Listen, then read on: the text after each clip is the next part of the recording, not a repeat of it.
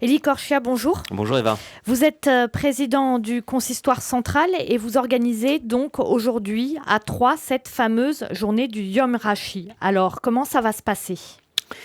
Bien, c'est une journée extrêmement riche. On a voulu que ce soit la journée qu'on aurait rêvé organiser et finalement le rêve est devenu réalité. C'est-à-dire qu'avec la Maison Rachi, mes amis de la Maison Rachi de Troyes et le Consistoire central de France, donc nous organisons cette journée du judaïsme français pour célébrer en fait la vitalité du judaïsme français sous de nombreuses formes, sous de nombreuses facettes, avec à la fois la culture, à la fois des conférences, à la fois des spectacles, de l'humour, de la musique. Et ça va être le programme très, très, très riche de cette journée. On a voulu mettre d'abord un village Rachi. On fait cette grande journée du judaïsme français sur plus de 5000 mètres carrés à Troyes, là où a vécu Rachi, le grand penseur, le plus grand commentateur à la fois de la Torah et du Talmud. Donc on le fait dans cette ville emblématique de Troyes qui respire le Moyen-Âge.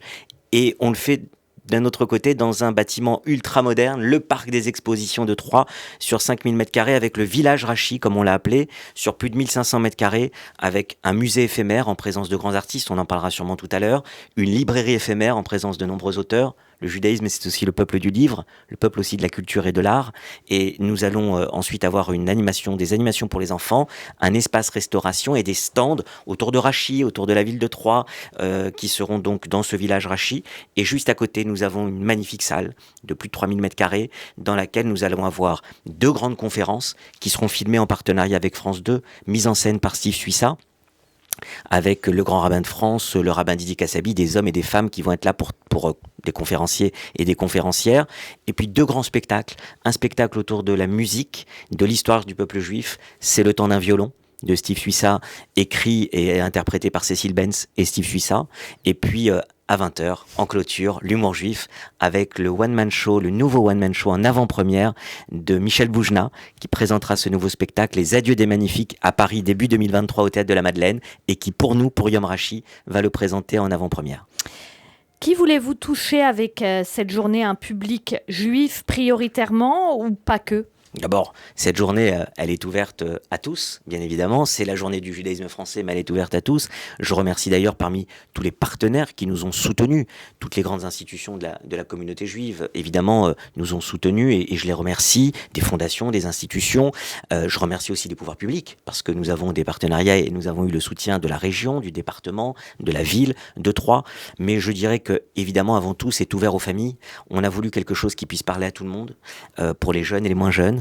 Je dis, il y aura des activités enfants pour les familles qui viennent avec des enfants, les ados pourront passer de très très bons moments et les adultes évidemment vont pouvoir avoir des conférences, des spectacles qui je pense seront d'un haut niveau. Donc je dirais que c'est ouvert à tout le monde, c'est pour montrer cette vitalité dans un esprit festif, cette vitalité du judaïsme français dans un esprit festif.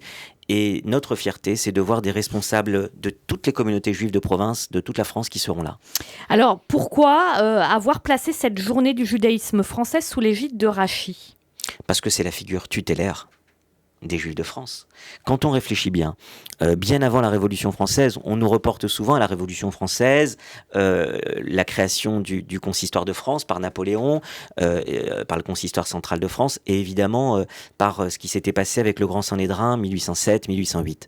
Mais quand on réfléchit, le plus grand commentateur de la Torah et du Talmud vivait en France, il vivait en Champagne à Troyes, il vivait pas à Jérusalem ou à Babylone à l'époque, il y a 1000 ans. Et donc ça montre l'ancrage depuis le Moyen-Âge de cette présence juive. Et quelle présence! Rachi est sans doute aujourd'hui l'auteur le plus commenté au monde, l'auteur français le plus commenté au monde depuis 1000 ans. On l'étudie, qu'on soit à Buenos Aires, à Los Angeles, à Jérusalem ou à Paris, tout le monde, tous les juifs qui étudient, ou les non-juifs d'ailleurs, tous ceux qui s'intéressent à l'étude de la Torah ou du Talmud, étudie Rachi. Donc je trouvais que c'était un beau symbole. Et puis mes amis de la Maison Rachi de la communauté de Troyes, après mon élection au mois d'octobre dernier, sont venus me voir en fin d'année 2021. Ils m'ont dit, voilà, on sait que vous voulez avoir de beaux projets, de grands projets. Pourquoi ne ferions-nous pas un événement ? C'est la Iloula, c'est l'anniversaire de décès de Rachi au mois de juillet. Et je leur ai dit oui, mais bien plus qu'une simple Iloula. Faisons un grand événement du judaïsme français dans la ville de Troyes avec beaucoup d'activités. Et c'est comme ça qu'est parti ce projet un peu fou qui devient donc réalité ce dimanche avec Yom Rashi, la journée du judaïsme français. Élie Korchia, vous avez parlé de ce que représente globalement Rashi, ce qu'il est, mais pour vous précisément, qu'est-ce qu'il représente Rashi ? Un partenaire d'études, celui à qui on se réfère nécessairement.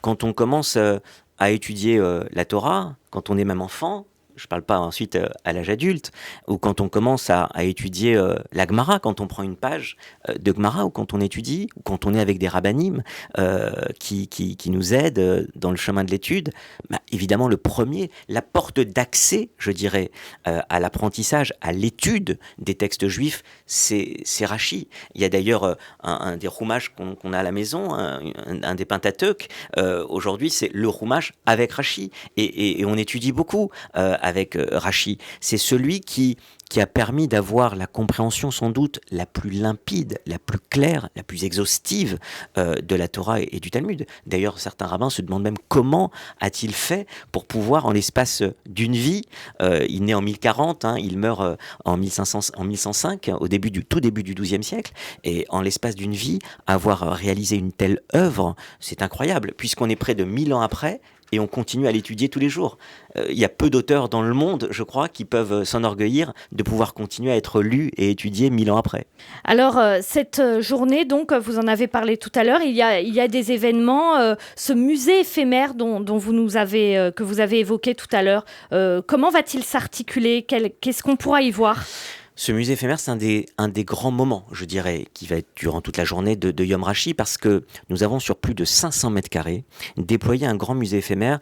L'idée, c'était d'avoir des représentants de tous les principaux arts. C'est-à-dire, nous allons avoir de la peinture avec Alain Kleinman qui va exposer, qui sera présent, qui va exposer ses œuvres et ses tableaux.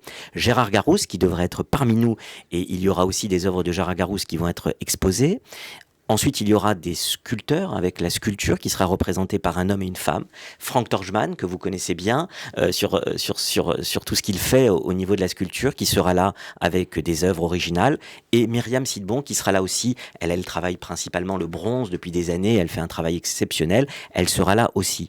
Ensuite, il y aura un photographe qui va nous présenter des photographies magnifiques. C'est David Abitbol qui a sorti un livre sur les synagogues du monde entier qu'il a photographié. Et donc, il y aura des œuvres originales tirées de ces photographies qui seront exposées. Je pense que le public va être ravi de découvrir toutes ces œuvres. Et enfin, sur l'art du vitrail, nous aurons la présence de Flavie Petit, qui a réalisé un sublime vitrail sur Rashi et les descendants de Rashi, et qui sera exposé. Voilà un musée éphémère qui, sur plus de 500 mètres carrés tout au long de la journée, va permettre à celles et ceux qui le visiteront, en présence des artistes, de découvrir des toiles, des sculptures, des photographies et un vitrail. Alors, cette journée, elle se passe à Troyes et pas à Paris. C'est à Paris qui a la plus grande communauté juive. Parlez-nous de la communauté juive de Troyes, parce que je sais que vous avez beaucoup travaillé avec eux pour organiser cette journée. Bien sûr, ils ont monté d'abord la Maison Rashi il y a quelques années, qui est un exemple aujourd'hui de maison musée.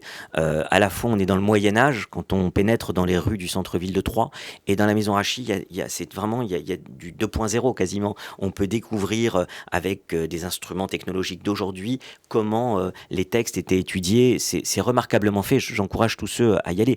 La communauté de Troyes est une jolie et dynamique communauté. D'ailleurs, je serai pour le Shabbat à Troyes avec des représentants de la communauté juive pour faire vivre ce Shabbat juste avant Yom Rashi. C'est une communauté très vivante. Et ce qui est très intéressant, c'est que là, finalement, on va faire de Troyes le centre de la France, puisqu'il y a beaucoup de participants. Notre objectif était 1000 participants et nous allons le dépasser, 1000 participants qui viennent à la fois évidemment de Paris, de la région parisienne, des grandes villes de province, du nord, du sud, de l'ouest ou de l'est. Je peux vous dire qu'il y aura des représentants de partout qui viendront, et c'est très symbolique effectivement d'organiser ce premier Yom Rashi à Troyes, dans la ville où a vécu cet immense commentateur de la Torah. Et puis il y a quelque chose de symbolique aussi, c'est la fin de cette journée qui se termine par un spectacle de Michel Boujna, donc l'humour juif mis à l'honneur. L'humour, c'est une donnée importante dans la culture juive. Je dirais qu'il n'y a pas de judaïsme sans humour juif, il n'y a pas de juif sans humour juif, c'est aussi ce qui nous caractérise. Alors oui, il y a les conférences, 2 grandes conférences, j'en parlais, qui vont réunir des personnalités, des conférenciers, des conférencières de haut niveau, et puis on voulait, après le spectacle aussi musical de l'après-midi, on voulait finir avec de l'humour. J'en avais parlé avec le grand rabbin de France, Chaim Corsia, qui a suivi tout ce projet que j'ai mené depuis 5 mois. Et effectivement, on voulait terminer avec de l'humour parce que c'est vrai qu'au cours de ces dernières années, on a beaucoup parlé des Juifs sous des angles difficiles, douloureux. On commémore beaucoup dans le judaïsme en France. Et là, c'était important qu'on finisse sur de l'humour. Et qui mieux que Michel Boujna pour son nouveau spectacle, pour nous faire terminer cette journée avec beaucoup d'humour. Je pense que c'est important. Et je le disais d'ailleurs aux personnalités des pouvoirs publics qui seront là, que ce soit au niveau local, départemental, national, gouvernemental. C'est important de finir cette journée avec de l'humour et donc c'était sympathique et c'est heureux qu'on ait pu compter sur Michel Boujna pour nous présenter son nouveau spectacle en avant-première. Merci beaucoup Élie Corsia. Donc le Yom Rashi, ça se tient aujourd'hui à Troyes. Merci beaucoup d'être venu sur Radio J pour nous en parler.